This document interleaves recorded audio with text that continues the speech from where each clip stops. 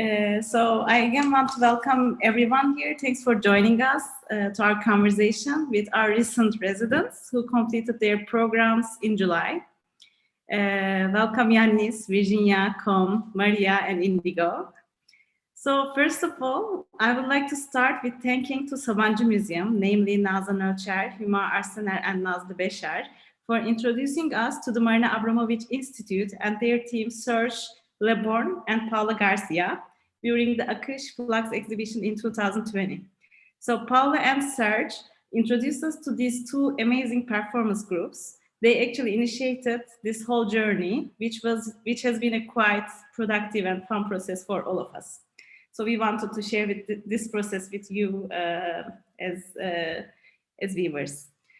So we hosted Yiannis and Virginia and Côme in Ayvalık between April and May, and in Istanbul in June. Maria and Indigo were our residents in Ayvalık in June until mid-July. Unfortunately, Virginia and Indigo had to join the residency program remotely, and they will talk about their experience, like how they joined the residency program remotely, like after I finish the introduction section. So I just want to start with a brief introduction of all the artists, and then give the word to them to talk about their process, what they did during the residency program, their performances and experience during the residency program. So anyone can join and ask questions anytime they want. We will also have a question and answer session after we finish our talk. So Yiannis Papas is a visual and performance artist based in Berlin, underscored by a critical interest in space and the human body as size of physical and symbolic enactment. His artistic work and research explore how different places are sustained collectively and individually throughout history. He studied sculpture and photography at the Athens School of Fine Arts and at the University of Arts in Berlin. Awarded by the Academy of Athens and by the Greek State Scholarship Foundation, he completed the Artistic and Scientific MFA, Space Strategies at the Academy of Arts, Wyzensee in Berlin. Virginia Mastrogiannaki graduated with a master's degree from the Athens School of Fine Arts and master's degree from the School of Visual and Applied Arts of Aristotle University of Thessaloniki, and received International Superior Degree of Plastic Expression from the Rouen School of Fine Arts in France. The body of her work has dealt with the concepts of duration, limit, the error, the unnecessary, both in relations between herself and materials, but also in terms of social relationships. The idea of effort and repetition appear in her work repeatedly, and she is into continuous tests of endurance and tolerance. Dr. Côme is a filmmaker holding 2 master degrees in urban studies at Sciences and Visual and Media Anthropology at Freie Universität in Berlin. His film Persisting Dreams premiered at the World Film Festival in Canada and won 4 awards. He recently completed his PhD in artistic research from the University of Westminster in London. He is a practitioner of art, science research, experimenting new models of working, dealing with performative non-fiction filmmaking strategies, mental health narratives, and long-durational performance art. We would like to thank the French Institute in Istanbul for supporting Côme for his residency program. So Indigo Perry is a writer and artist from Melbourne, Australia. She's a senior lecturer in writing and literature in the School of Communication and Creative Arts at Bengü University. She writes memoir in poetic and experimental forms. Her first book, Midnight Water, Picador, was shortlisted for Australia's National Biography Award. Her second book, Dark Fall, was released in 2020. Indigo also writes live in performance. We would like to thank to Deakin University for their support to Indigo during her residency program. And lastly, Maria Stamenković-Herans is a Serbian-Spanish performance artist who graduated from the Rambert School of Ballet and Contemporary Dance in London and Maggie Flanagan Acting Studio in New York. Maria uses various artistic mediums and explores intercultural dynamics to eliminate the subtle ways in which we form and are formed by the interpersonal. Engaged in a symbiotic relationship with the time and place in which she performs, her work is a celebration of uncovering the power of the resilient body. We would like to thank the Spanish Embassy and Cervantes Institute in Istanbul for their support for Maria and collaboration in this organization, in this talk event with us. So I don't want to talk too much. I know it was a boring part, but I just wanted to introduce shortly and briefly the artists so that we know about their works, like a little bit. Now I want to give the word to Yiannis, surprise, to Yiannis, and I would like to ask you how you three, Yiannis, Côme, and Virginia, came together. How was the beginning point, and how did you come up with a project applying to Gate 27? Yeah, it's been a year before of when we finally managed to meet in real life that we were all three with the help, actually Paula brought all us together because of a common interest of long durational performance and somehow the documentation of it. Yeah, we were working about a year during the pandemic, mostly visually through Zooms, discussing how we can make a research about that. And yeah, we thought like finally writing a text and trying to meet somewhere in real life. So, because it was very difficult to work on it through internet only. So physicality, it was very important. And at that time, it was that Paula and Mai recommended us Gate 27, that it might be a good opportunity that we can meet all together. And then, yeah, I think, yeah, we made an application to you. It was very happy that you accept our project, and somehow it came up that in April, we managed, me and Côme, to come in Ayvalık, and leaving Virginia behind because she had an accident that, yeah, unfortunately took a long time to recover. But that was also another challenging part, that we overlapped it at the very end, that we managed to work through internet, and that was very interesting. I can say that we changed the whole structure because we were all hoping that we are going to meet physically, but the technical parts then changed the whole structure. That yeah, it came out that a lot of interesting stuff for our research came out. Yeah, like when we first talked to Paula and Serge, we really liked the idea of different, like, artists who has never worked together physically can come together and meet at Gate 27 and produce together. But when Virginia couldn't come, like, it turned into something else actually. So I really want to hear from Virginia, what was your experience? Because you couldn't come because of an injury you had in your leg. So how did it feel to work remotely from Yiannis and Côme? Like, was it different from your previous experience when you were all remotely working? Firstly, it was quite disappointing, to be honest, because we were, all the three of us, waiting for it, waiting to see each other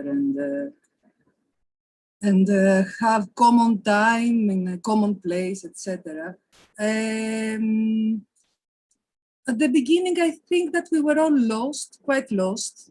We had to, as Yiannis said, to reinvent the idea and reinvent the technical part as well, and the communication too. So we had a lot of calls and video video meetings once again.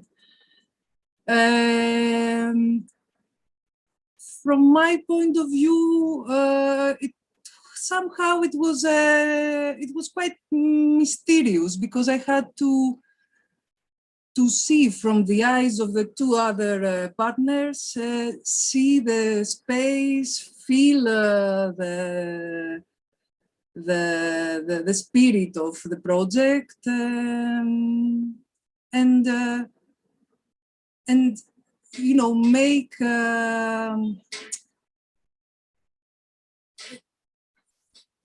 understand how I can be present, although I was so far away. And I think that finally we made it. It wasn't so easy, but I think that all of us, we are quite happy from not only from the result, but from this time space that we shared from distance, actually. I'm happy to hear that it worked finally. Like the performance you made at the end of your residency program was amazing. So it really shows us that it was a productive process that you all enjoyed and really benefited this process. So I would like to give the word to Côme, actually. So you are coming from film and directing like part, and you were also questioning the performance and relationship of the camera with the performance. So you spent time with these performance artists, Yiannis and Virginia, and like, how was your experience coming from a different perspective, let's say? Yes, I think my experience was actually a lot to learn, as actually also from the situation we had, which actually I think now, 1 month after the end of the residency, I think it was a chance because of the context. Everyone has to work online, and to transform something that we actually don't really like, to show ourselves on Zoom, and to actually, Virginia had to be some kind of symbolic of intuition for the project, because we were, it felt like we were one body and each of us has a different part. And so suddenly the whole concept of the camera as co-performer kind of transformed, in the sense that Zoom became the camera. I mean, it was not planned like this. We were planning actually to use a real camera. And so suddenly we had, I think, a much more technological approach than we thought initially. How actually technology in general is invading our lives for the better and for the worse. And so I think that's what I learned the most, is that cinema and live performance share a burden right now with the closure of cinemas and theater and opera and all kind of live performance plays. And suddenly cinema is realizing that this place also matters, and that it's also problematic during the pandemic to only watch something at home. So I think there is a lot of room to reinvent, or maybe invent actually, new ways of socializing around technology and live performance. And I think there are ways to use technology that actually puts performance art forward. And I think we have to be very careful how the hierarchy is functioning there, that the way we perform with Virginia and Yiannis, the technology was completely embedded in the piece, and at the same time, I don't think the technology was overwhelming or questioning the very gesture of performing art. Yeah, thank you for this insight. And also, I want to mention that you stayed in Ayvalık and in Istanbul. So actually, you stayed in Turkey for 3 months, and you have different phases. One in Ayvalık, one in Istanbul, and they were all different as far as we observe. Maybe Yiannis, you can tell us a little bit more about your process in Ayvalık. You can also show some videos or like images if you want to for our participants as well. Yes, I can share something. Wait.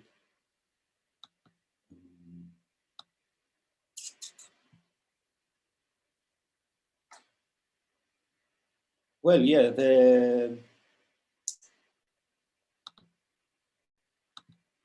I'm sorry, I'm searching the files. Yeah.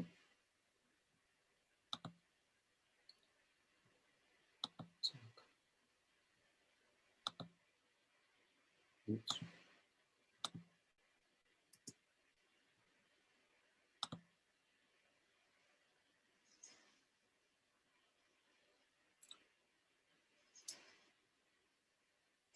I don't know. Do you see that? Yes, we can see. Okay.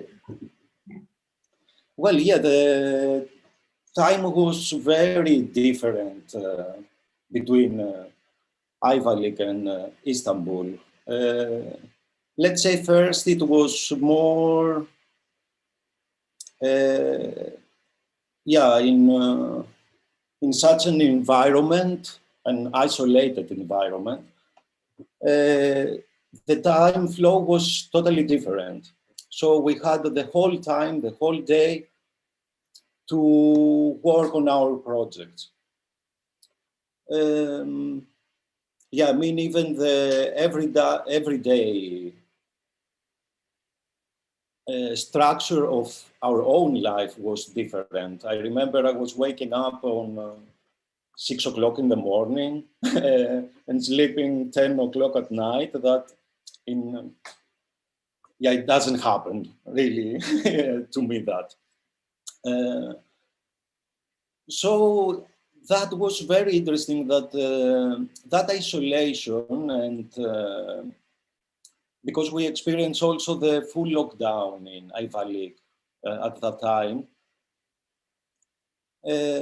It was not, yeah, we planned, for example, travels to go around and visit some sites that we might have involved into our project, but because of that situation, we finally didn't manage to see around and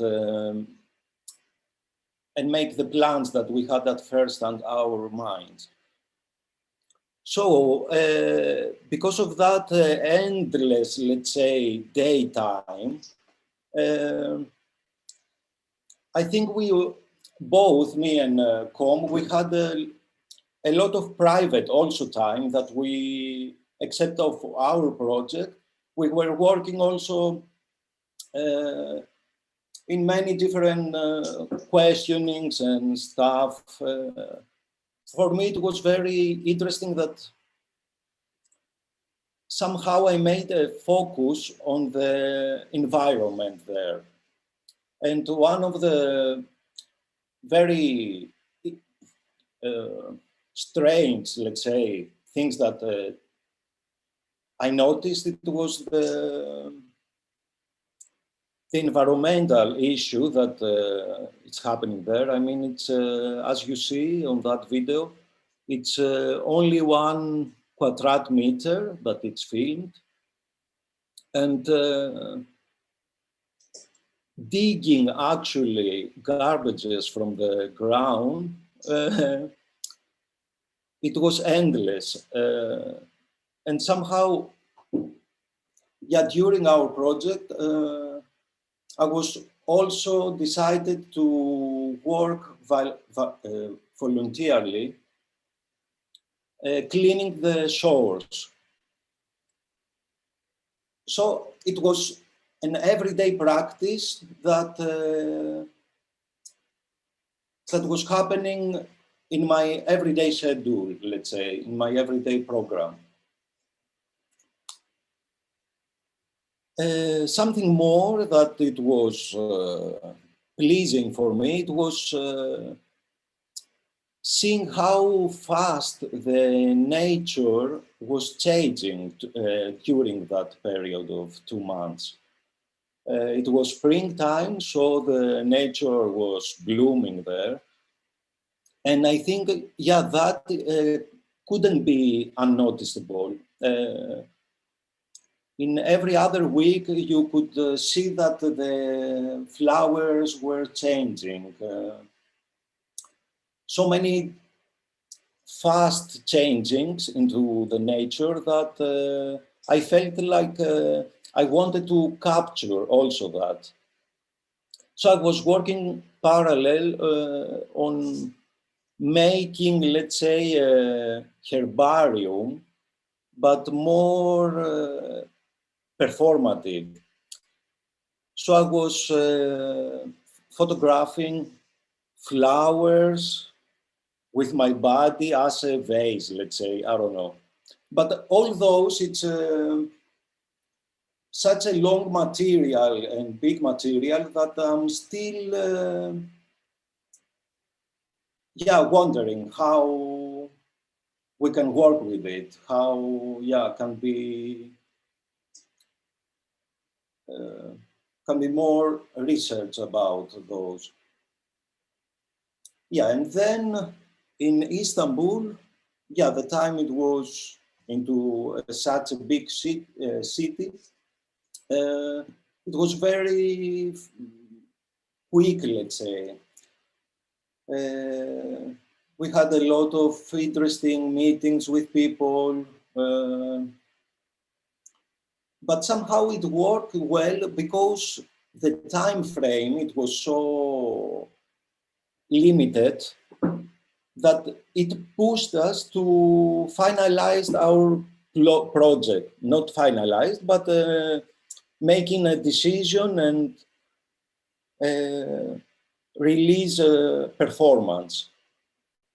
So it was, let's say, also that helpful because we were quite lost in time there. It was an endless time frame in our everyday life that, I think 1,000 of information was influencing us. And mostly because of the nature, that I could say that, I really missed that relationship, being into a nature and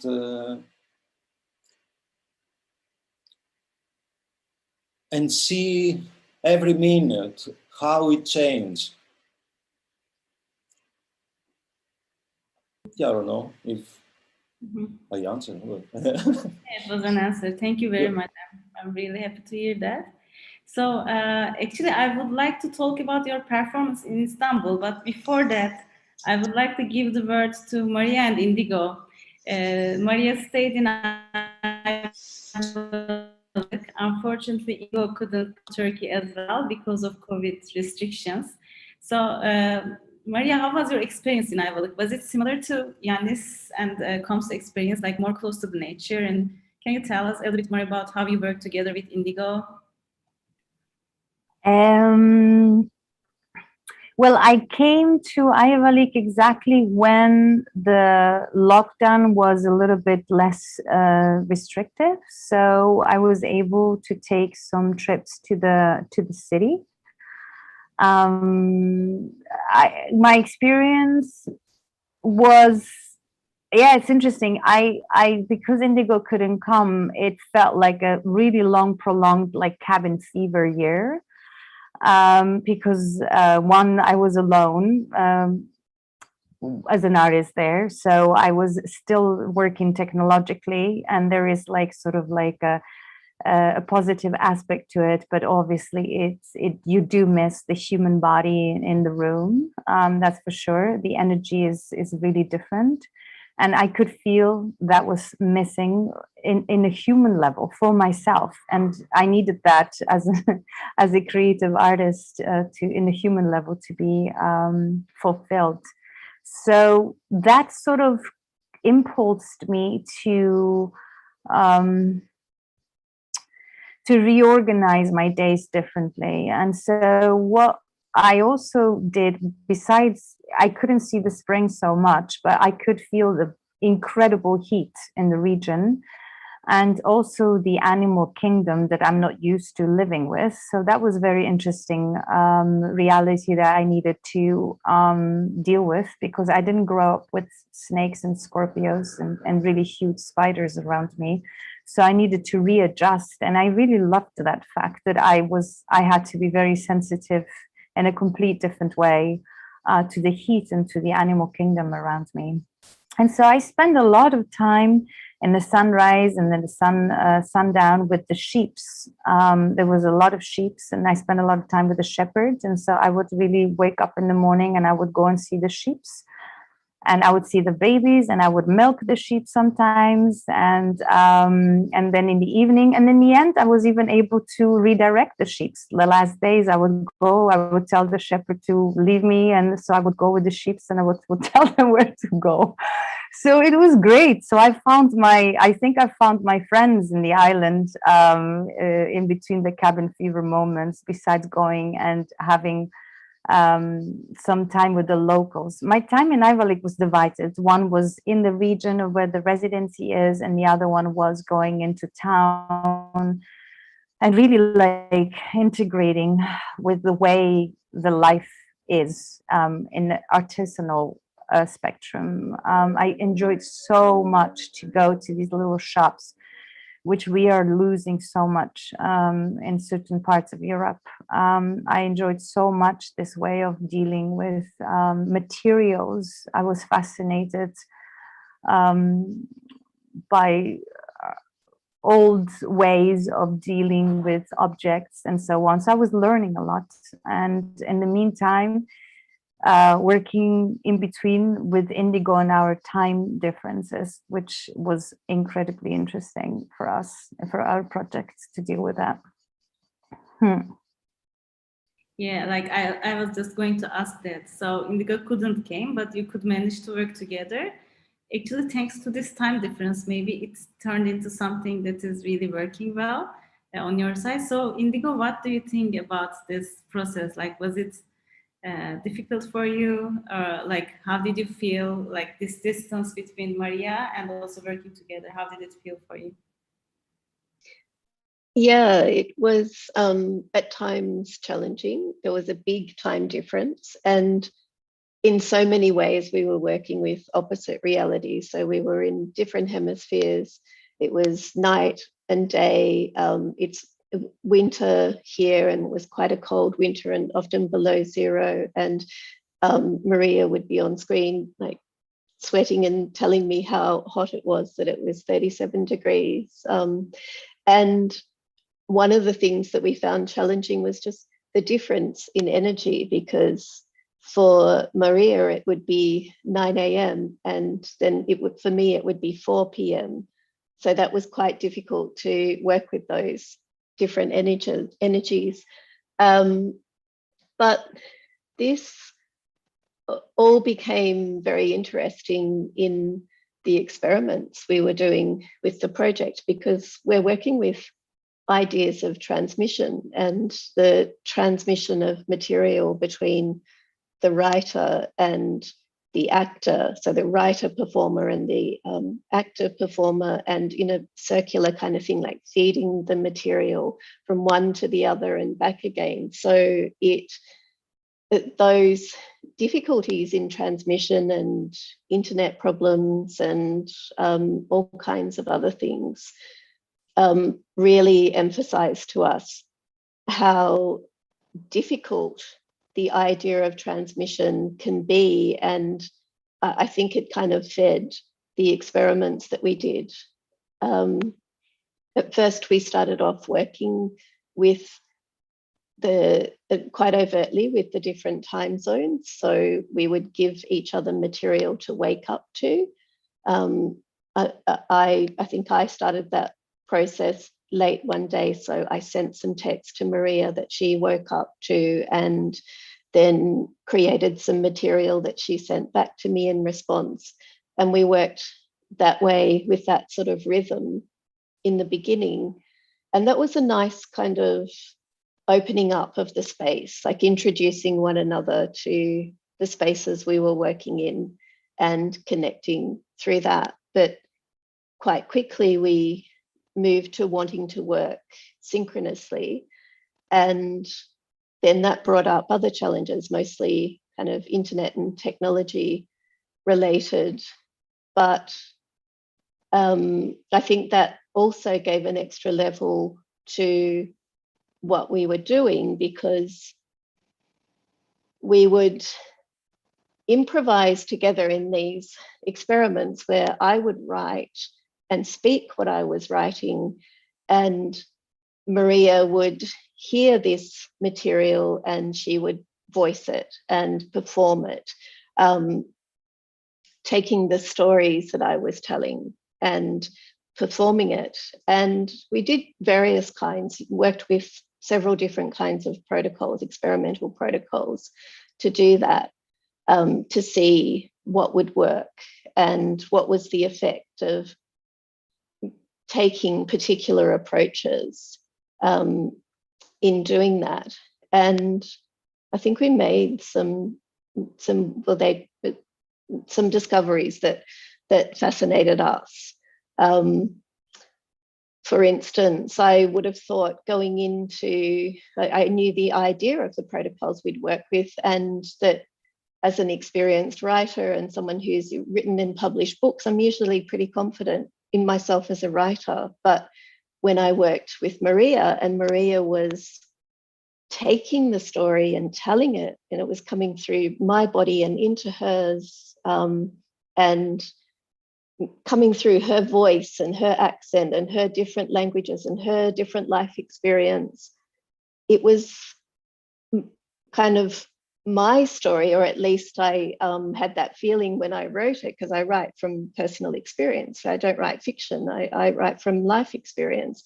And some of these were quite deep stories for me of like quite traumatic experiences, and stories that I feel are very much part of me and my body and my reality.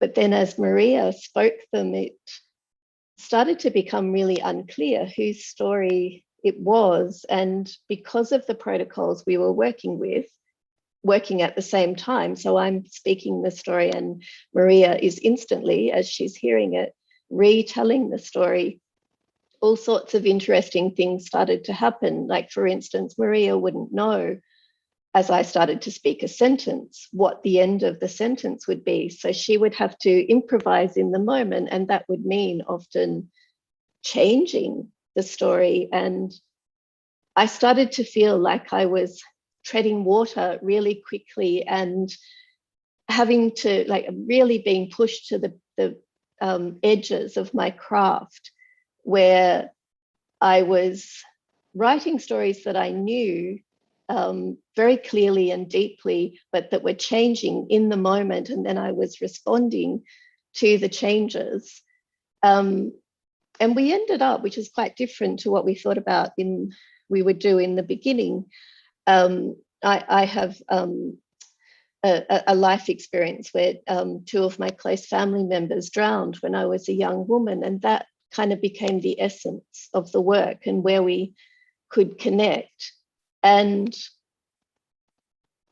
we worked with this way of seeing, and this just came out of improvisation and out of practice and experimentation. There was the personal story of the drowning, but then as it passed to Maria and then back again, and the story almost came to belong to both of us and neither of us, it became a more archetypal, universal story of drowning. So there's the personal level, and then this kind of archetypal story.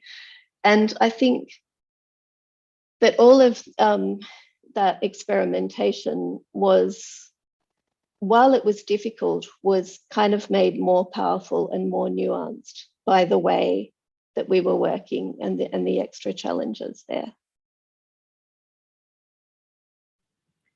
Yeah, like in order to record this process, actually you also shared stories every day. It was like a diary of your working process, and you were just sharing them. So I think it would be nice if we can see some images, maybe to get into your story a little bit. Do you have the images on your or shall I open them? I can also share it on the screen. We cannot hear you, Maria. Hello. If you could do, yes, because I have them on my hard drive and I don't have my hard drive here. 1 minute.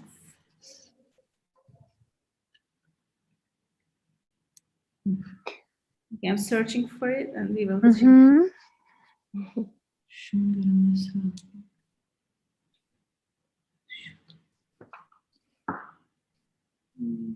OneDrive.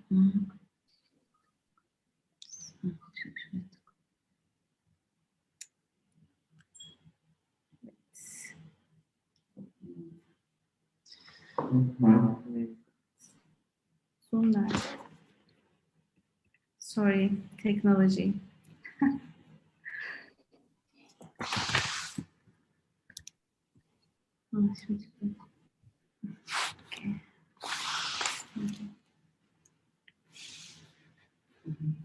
So, can you see? Yeah, yeah. So, wait. I cannot see. Can you? Am I muted? Oh, I'm not. Okay. Sorry. So as Yiannis was talking about it as well, was like, it's incredible the traces that the humans leave behind. That's an incredible aspect of especially when you're in nature, you actually see it even more, at least for myself, I would say. So I found a lot of traces with which I would be collecting as well. And this is one of the days where I found the light bulb, and it was great because as soon as I had the light bulb in my hands, I had an idea. I had to I didn't have to, but it was really nice to be able to, like, every day be left and like just the body, a vessel of this inspirational daily creative process. And so I would send some images or some recordings to Indigo. So this would be one of them. And then here we would meet and we would write and we would do some research on certain themes that stem from the book that you mentioned in the beginning, Bengü, which is Darkful from Indigo, which we wanted to touch upon the themes of the drownings and lamentation. And so we did some research on the word lamentation and how this is being sort of in the theatrical aspect. I would bring in some theatrical aspects to the project as well. So we would look into the Greek chorus and so on and see how we would work with rhythm in the text and silence in the text and how, what is lamentation in itself when it comes down to words and when it comes down to the physical aspect of the body in lamentation, and which would bring us to the aspects of the archetypes of the father role, the mother role, the brother role, the sister role, and so on, which I was quite surrounded by. I was surrounded by a lot of water, so these themes were very alive. Every day I could feel these themes being very, very present in the region. This is a video of a little sheep that I became little friends with, and I started giving a lot of animals names. His little Santiago, that I managed to see of how he would grow up. So it had some beautiful images and pictures of him. So that's one of the recorded videos that I would send back to Indigo. When she would send me text, I would record it and I would edit it sometimes and send it back to her and so on. So we found, as she said before, a new way of corresponding. So it wasn't a letter corresponding, it wasn't a Zoom corresponding only, but it was like this everyday waking up of receiving material from the other, which was really exciting. It reminded me when I was a little child, waiting for the letters to come or the postman to arrive. And that's Indigo's room. And this is one of the improvisations that we did where Indigo had paper and she would write standing physically as well, because we needed to also experience, both of us, the materials physically as performers. And this is really interesting because when someone writes by hand, you write much slower than if you write it on the computer. And this creates so much space actually for the thought process in between, which is where I would be pushed in my own craft of waiting as an actress to be fed like a spoon of give me text, you know. And then so by this challenge of the own craft of not knowing how to fill in these pauses, which I would call them pinter pauses, new concepts started to come alive and new ideas in between of what I would do in these moments. So this was like actually really good in the end. This is also some of Indigo's writing, which was so nice to actually receive the material written by hand. And sometimes I would receive the material also by text. I would hear her voice. That's a really different way of receiving materials. I remember the day when I wrote by hand, I used to write a lot when I was a child. So all of a sudden I start writing by hand again. And I will never forget, she's like, oh, it is so nice to see your writing now. And so I completely like forgot how beautiful it is to see the body of the writing of the person, how much you can actually also experience the person through the way they write, actually.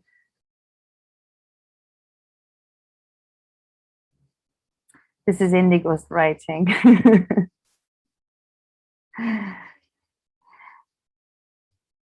This is yours, right, Indigo? This is an old book. It's actually in a cemetery. I went when we started to talk about grief and lamentation. I went for a walk in a nearby cemetery, and it's a book on a gravestone made of marble with lichen growing on it.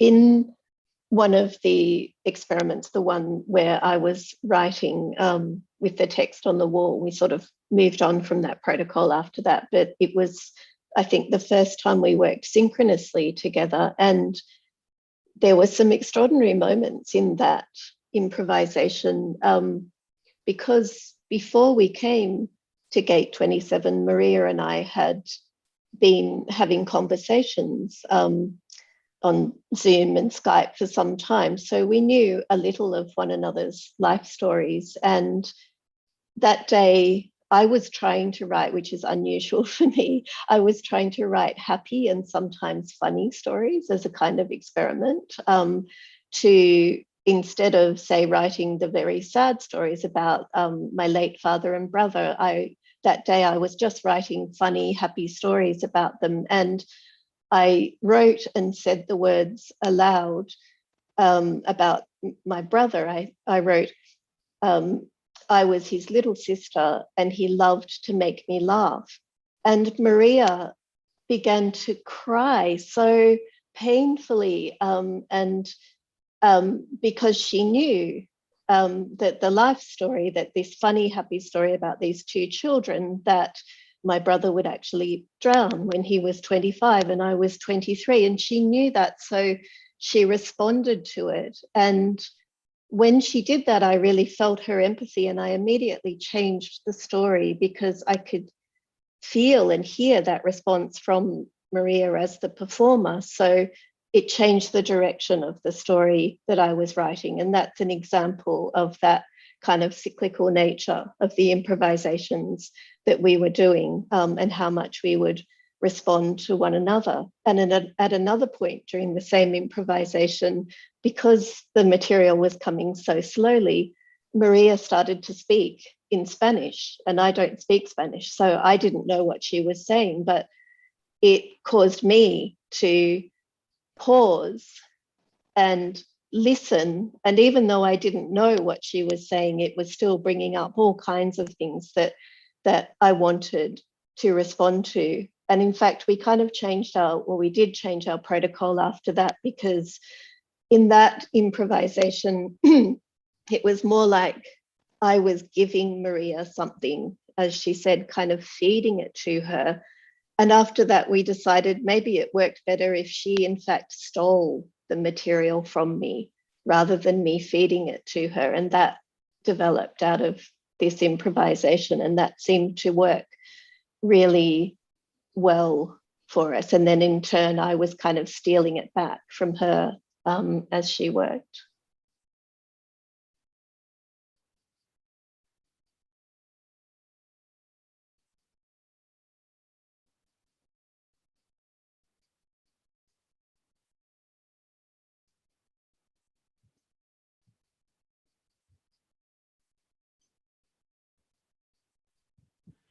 I keep going.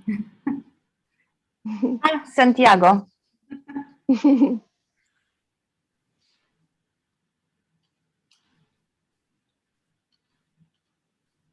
I think these are great archives for your work.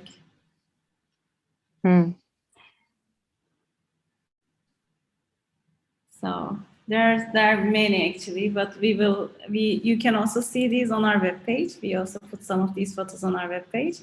So like you actually you turned the challenge of being distant, being in different seasons and time zones into an advantage for your work, and like it really worked very well for you. Also with Yiannis, Côme and Virginia, they came up with a performance at the end of their stay in Gate 27.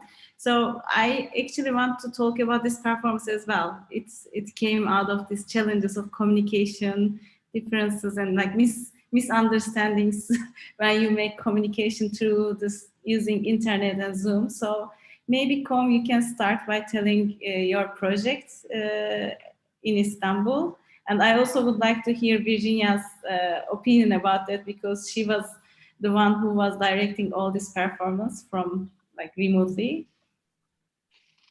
Yes, I was about to say let's hear Virginia, because she has, I think, something so interesting to say. Not being able to be in Istanbul, but I will be very, very brief. I think we started to somehow we came to the idea of using strings for something in the garden of Gate 27. And I think initially we thought of it as some kind of canvas, if I remember well, something we can kind of develop through the performance into an image, let's say. So something kind of flat. And then I think while doing the performance, we realized it became a sculpture because of the landscape. We actually did some kind of a square over the. Do you have any picture actually to share? I'm searching for it while you are telling. Okay. Maybe that would be easier for everyone to see. But anyway, it was some kind of trapeze over stairs, and the fact that Virginia was not there created some kind of, as you said, miscommunication into an invented communicational code we shared. So although we knew how to move in the space, because Virginia was not there, and also because of being, at some point tired of the conditions of the 6-hour project, we started to move differently in space. And it was so interesting to feel guided by Virginia, and at the same time, slowly discovering a sense of freedom and a sense of repression at the same time. I think it was quite paradoxical. I think at the end, we felt automated by the voice of Virginia. We didn't really think what we were doing. We were just following her voice, but in our own way. Which sounds maybe a little weird now, but maybe Virginia, you can say something about this. Yes, I think that, as you said, at the end, it was much more the rhythm of the voice than the order itself. I mean, about how you should move. What I was thinking about is that I'm not very sure about it, but I feel that we had a common unconscious guide to work in the garden, actually, as because in Ayvalık mostly, Côme and Yiannis explored a lot the environment. So almost every day since the beginning, we had vocal communication while they were walking, and sometimes image, video communication as well. And other times we decided to describe me the surrounding that they were physically, and then I had to imagine where they were. So I think that unconsciously all these aspects were feed the performance, the idea of the performance, all these blind, but let's say distant decisions and orders, if we can say that. I think that they were present finally in this piece, in this final piece. I'm thinking about it now. I don't think that we were very conscious when we decided to do this presentation, but there are tools that we gain through our daily common life by distance, I mean. So we spend a lot of time. No, please.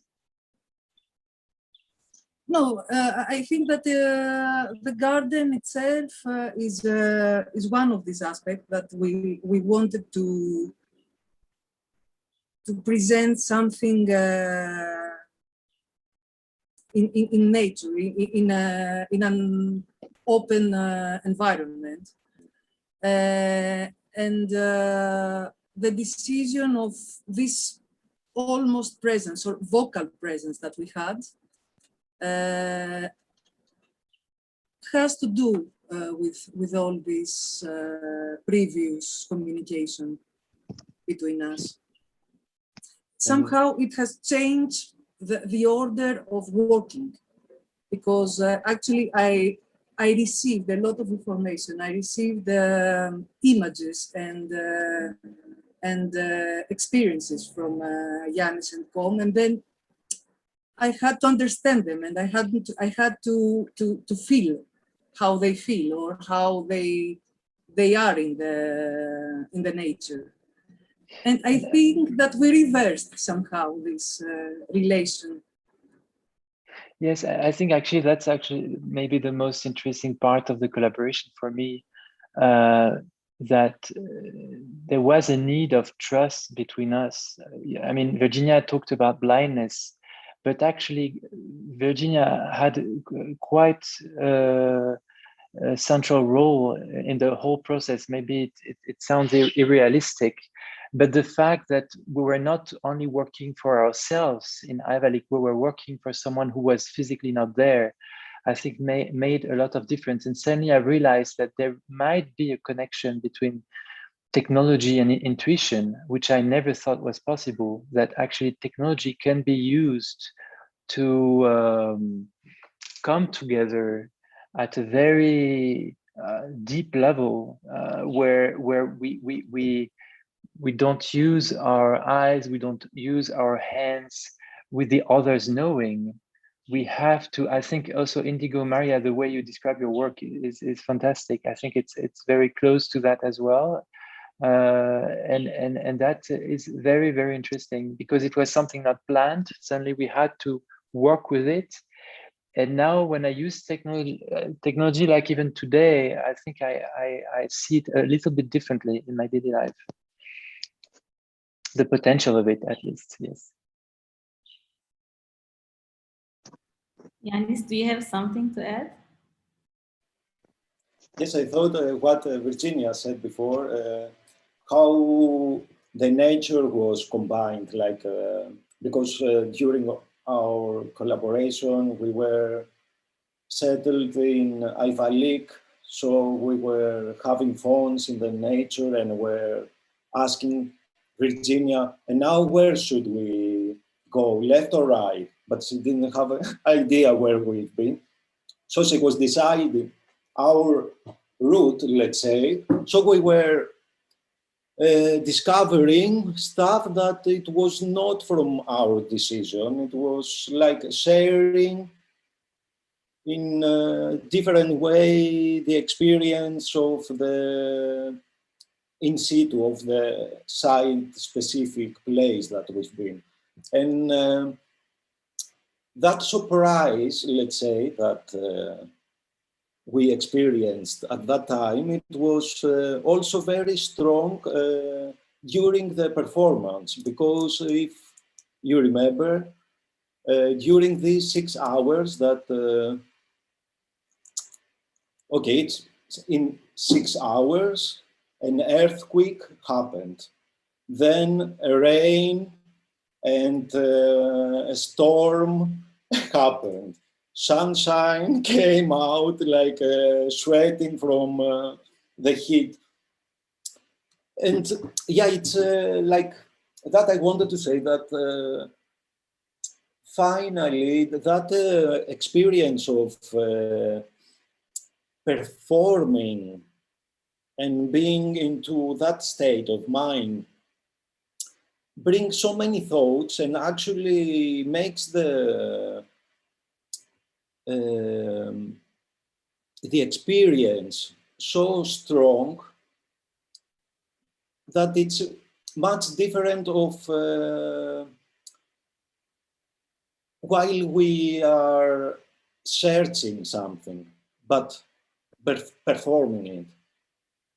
Also the time space, let's say, it becomes a very specific thing. Yeah, and I don't know, I think it was quite important that all those things that happened during these 6 hours was also an element that it was not planned. It was not, nobody thought about that. Okay, we thought about the rain. But yes, it's like, finally I thought like, these strings that we used, it's very connected, let's say, the network we use. Also in a logarithmic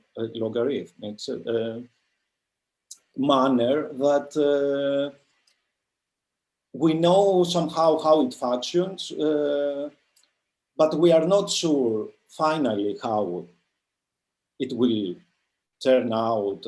Will it help us? Will it be more complicated for us? And somehow the performance was having that element.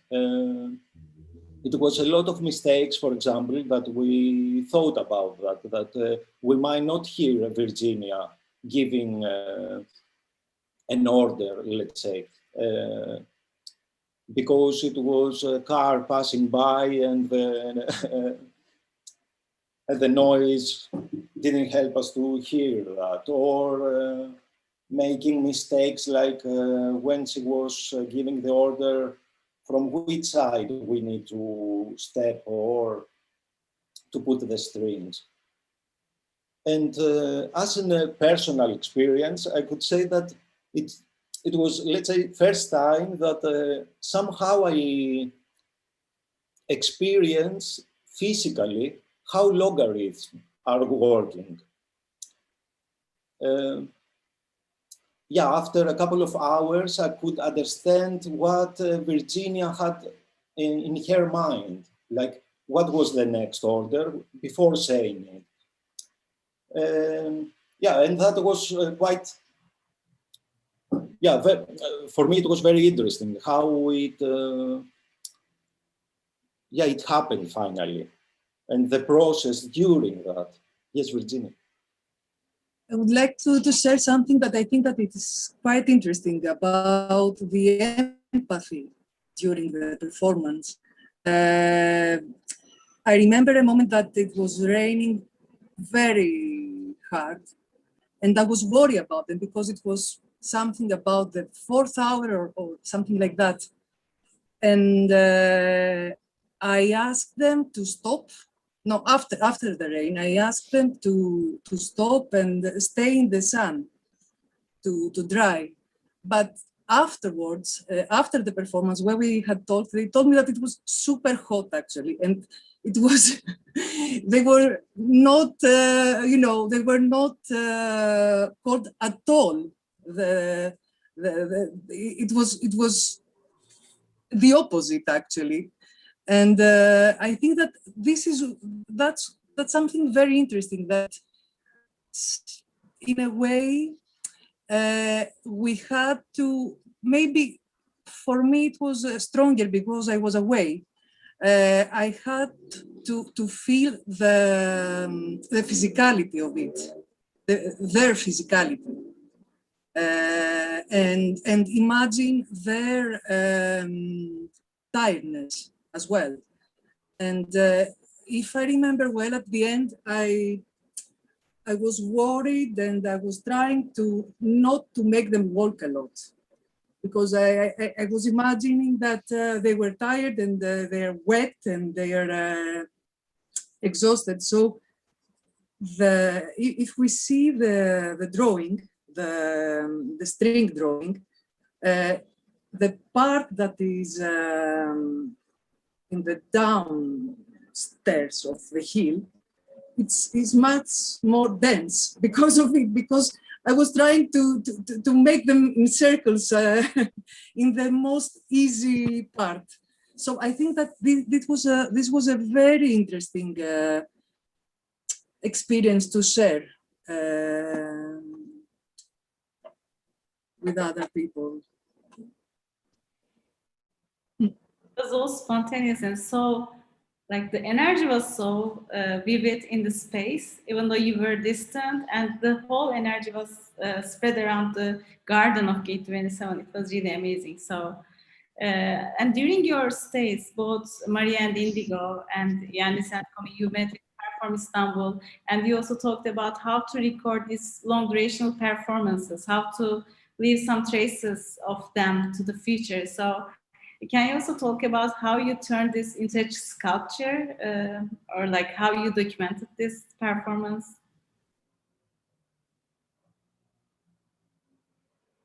Anyone can. Maybe Yiannis, or I don't know. Well, yeah, the documentation of that, I could say that we left it quite open. We trust Berkay, the guy that he documents the events of Gate 27.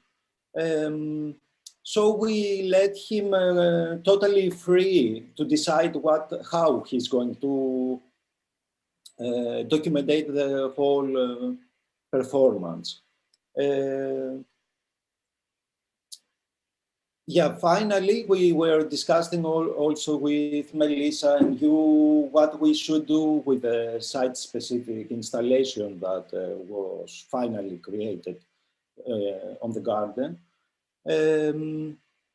But after the performance, we were watching the installation changing itself because of the nature. I mean, the leaves were falling on it, and then it was changing a lot. And something that I should tell, it was a big worry for me, because somehow we occupied a big space there, and it was quite dysfunctional for the people that are working there. So I had that worry of, okay, we have to displace it somehow. And it was a quick decision before we leave to put that all together and the whole installation to turn into a sculpture, let's say, as a legacy of the performance. So do we have some images of it? Sorry to interrupt. Yeah. I'm searching. But, We have Yiannis, I can just maybe show it here. I don't have the image. Do you have the image? Yeah, wait.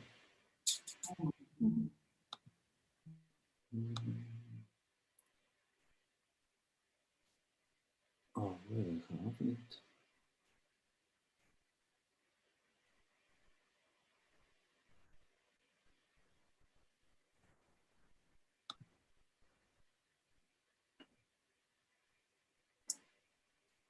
I'm trying to find. Last time we sent, but If not you really. have them in the room. Yeah, maybe I can Yes. take the computer, but I'm afraid if the connection is gone. Okay, if so, just you just close the conversation. I'll just try to show it.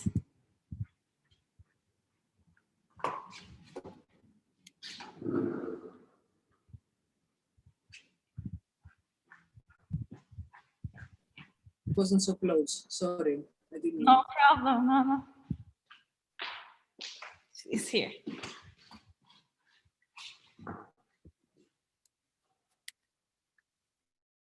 Can you see it?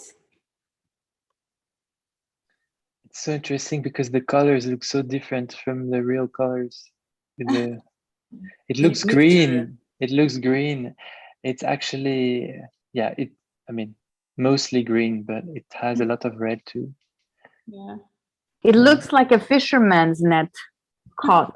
Yeah. Going back to Ayvalık, this is the images I would see a lot. Yeah. I found it in a photo that it might be more, I don't know. Should I? You can share. No.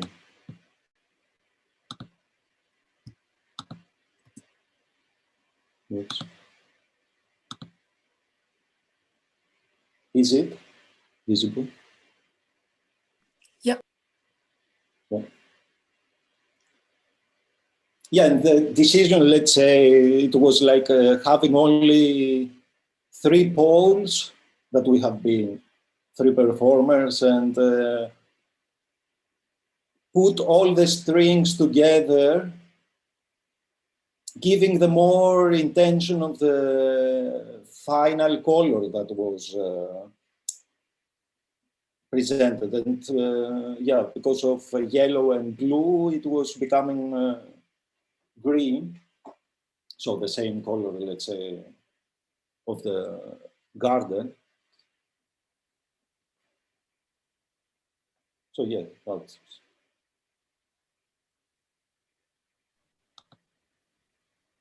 Yeah, thanks for showing it. I think it was more clear with the photo. So Maria and Indigo, I would like to ask if you're going to have a follow-up of this project, maybe here in Turkey, or like, are you going to continue with your project, or just over? How do you plan to like follow it up?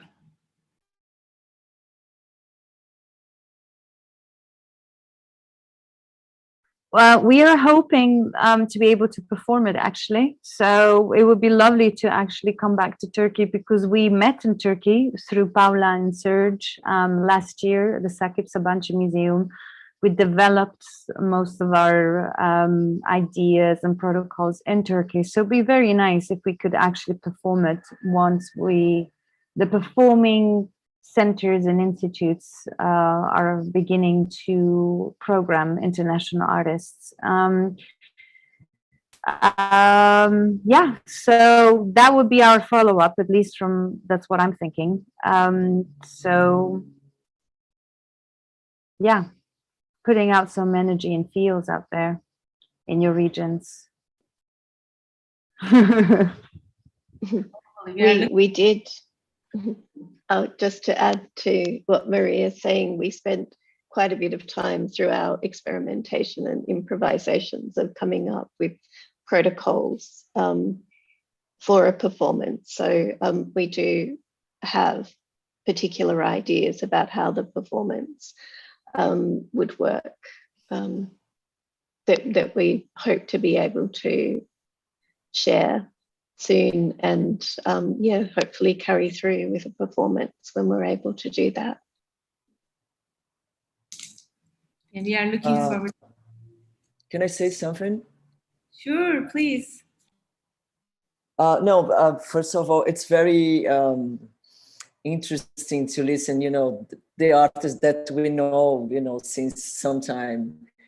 And I think one of the most interesting things about the experience that I don't know, that feels like listen from them is it's so crazy, because when we go to do something that we don't know what it's going to be, it's based in nothing. It's based in our instinct. It's based in being experimental. But the most important thing, and I think this happened from both groups, is that they allow themselves to get to this unknown or some sort of because the fact is this pandemic broke us in so many levels in terms of how we understood the art system, or how we understood ourselves, or how I don't know, I think for me it was a big change. But I can say also for the Institute itself, because the Marina Abramovic Institute, because of this pandemic, we allowed ourselves to have weekly meetings that we will never have if was, because now we have time, to spend time together and think about so many things, and think about where, I don't know. And for example, we were talking about how for the Institute now would be super important not to focus only in long durational performance, but also focus in performance. Because this way because if we keep ourselves with one kind of way to perform, we would reduce, so many projects and artists and things that we can do.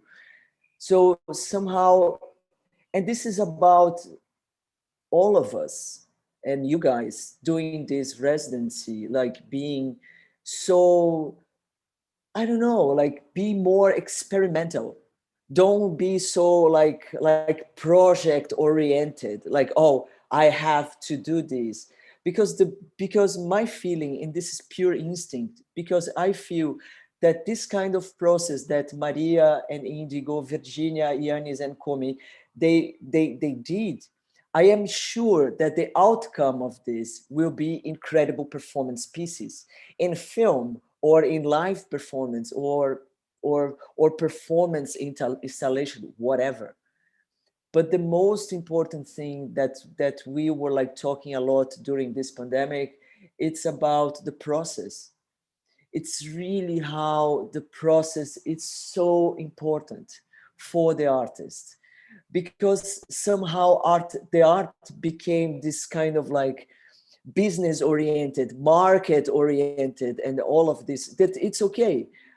But in fact, to be able to create unique experience and unique pieces, you have to allow yourself and allow institutions like you guys to go into the process and open spaces for the process.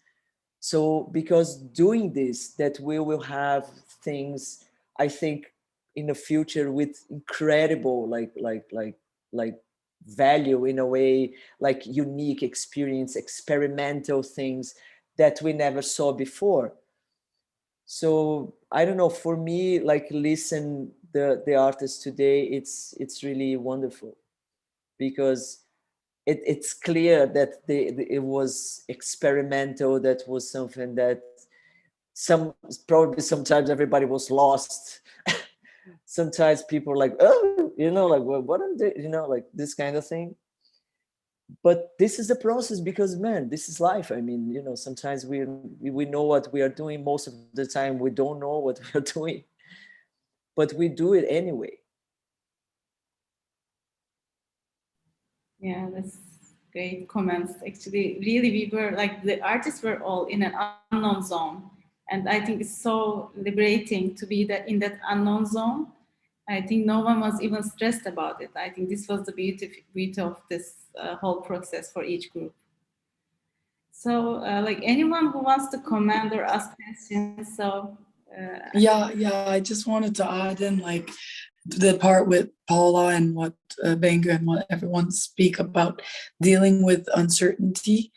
Within the residential perspective, it was beautiful for us because, as Bengü said, no one was stressed, but we also had the opportunity to explore the peak of uncertainty of an artist's production or research or thought process. Until now, it has always been, there is a little bit of an uncertainty, but there is still more or less, we know what's going to happen. Here, over and over and over. So earthquake happens, Virginia breaks her leg, Indigo can't come. So it's like, I might not even, rain happens, immigrants come, like very weird things happened. There was a thunder in Ayvalık, bricks flew. I can't even remember and tell one by one because there are so many moments that were very, very different out of our daily experiences, taking us all from our comfort zone. And the idea of Gate was to bring artists out of their comfort zone, but this was to an extent that even we couldn't imagine, and exploring that with such wonderful minds, such wonderful souls as all of you, and you, learning about your reaction to that, it was wonderful. And I think my Daphne and Bengü's perspective. Nice, great verse. So, I don't want to take too much of your time, but like the floor is open for any comments from you guys as well. Like if you want to add anything. It's a bit hard after Paula and and Melissa. I think what I can say is just to actually, I think the residency worked as a catalyst for me, that we were able to slow down. And then we had this period in Istanbul where everything speeded up. And that was wonderful to experience, like, and with so much, you know, in a caring environment. So I think you can only take risks and you can only go experimental if one part of you feels safe. And I think if the spirit of Gate 27 is what we experience, I think the foundation can go very far in the future, because if you offer that amount of freedom in a specific space you take care of, I think a lot can happen in the future, and that's wonderful.